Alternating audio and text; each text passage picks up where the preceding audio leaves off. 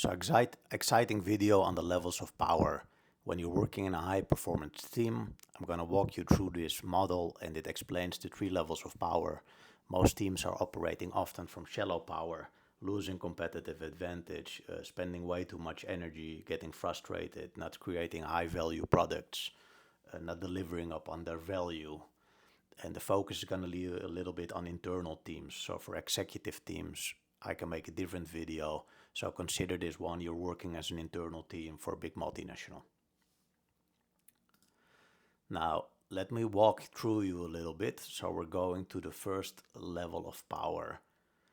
And that's the lowest level of power that you as team can do to influence the performance. And here it comes. So if we start with strategy in a team, then the low level of power has to do with execution. So think about alignment and misalignment. When you talk about efficiency and effectiveness, when you have a Monday morning meeting, where can we improve? What can we do? But this also is important that people are willing to reflect upon their behavior, reflect upon their habits, take responsibility, and that there's a certain level of speaking truth. So otherwise you have these Monday morning meetings that people are not saying what they think or what's really important. They're just nodding and doing different things. So at the level of leadership, this requires from our leaders and from persons that they are willing to break our habits. And it really, I'm not saying change our habits because it's really about breaking them. So that means people need to be aware of their tendencies and to understand how you can change them. And 95% of behavior is habits. So there are really ways to change this, but you need to know how. What you see when you change your habits in your culture is you're getting the leadership habits that are important for you and your team in regard to effectiveness and efficiency. So people start to speak truth, what's important to them. People start to think about, hey, where can we improve, what we can do better. At the level of execution, people are mostly in habit operation mode, so they just do their work, and reflect them upon effectiveness could even also be a leadership habit. And then you're integrating these one, and then you get a loop of higher performance.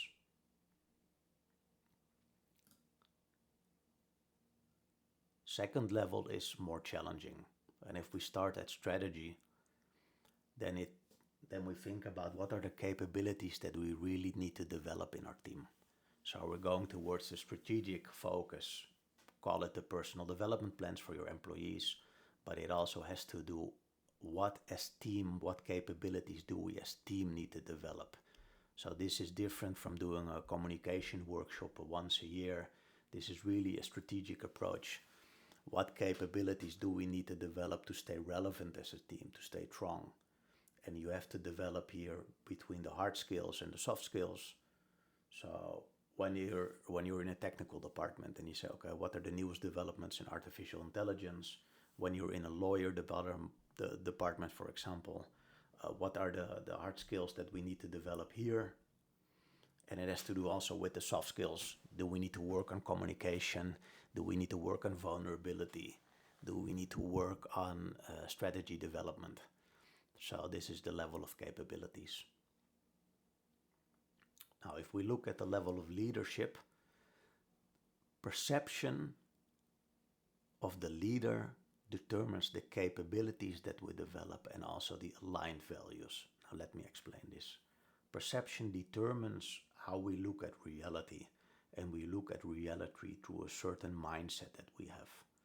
And this sounds very philosophical, but for example, an alpha leader will look through the perception of reality of strength.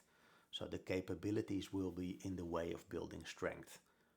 Strategies, influencing stakeholders, creating high value.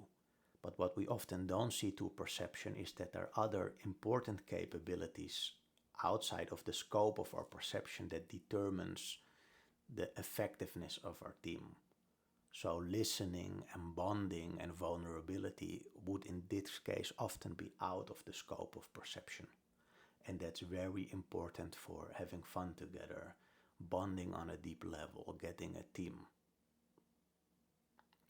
The same happens with aligned values. When we look through our perception, we only see the values of, let's say, our ego, and then we often forget other important values that would give our balance. So, an example, I know an organization, they're very good at collaborating, and so that's one of their values. The unintegrated value is often that they don't take a decision, so they start debating. It's a little bit like my Dutch culture. They keep on debating without coming to a conclusion, and it costs them lots and lots and lots of energy. So there is probably a value missing that would give them a lot of power. Okay, so these are the two levels. The most difficult level and the highest level has to do with staying true to your core strength and having a vision of high value, creating high value products, creating products that will improve the world. And then I have even a fourth level, and this is a secret.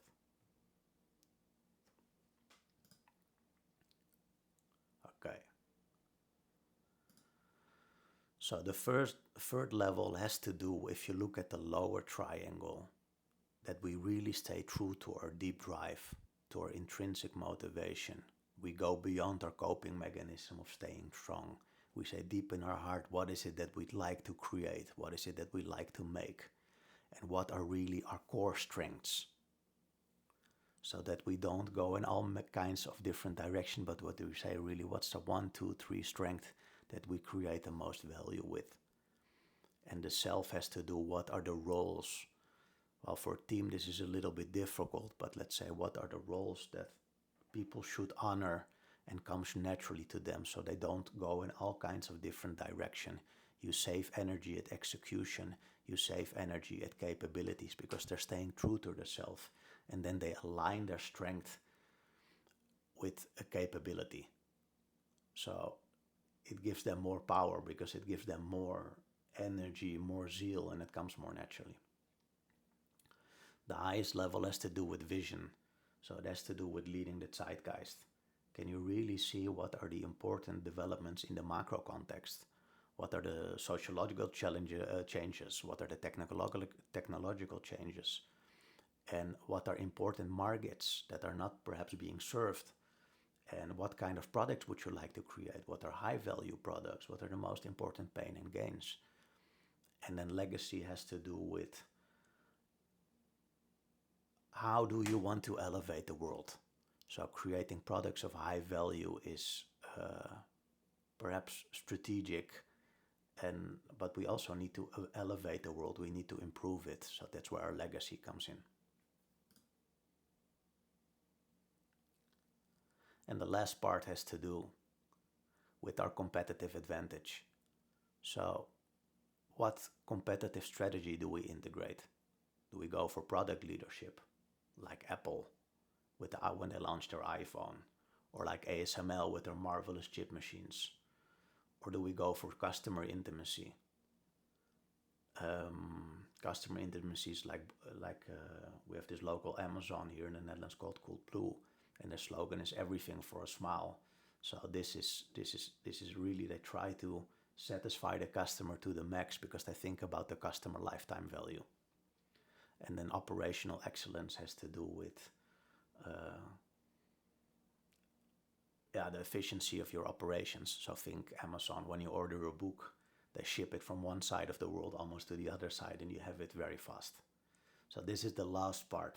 And when you integrate these competitive strategies, then you can align your team with it, and then you become relevant and visible because people really see, oh yeah, they excel in product leadership. And when you integrate this at all three levels, you become really relevant. So this was a small video on the 3 levels of power of high-performing teams. And I'm showing you the way from outside in, but it's of course better to lead from the inside out. So start with your strength, start with your purpose, then determine your capabilities, and then align execution. And the same goes for leadership and culture. So the question often is, are you leading inside out or outside in?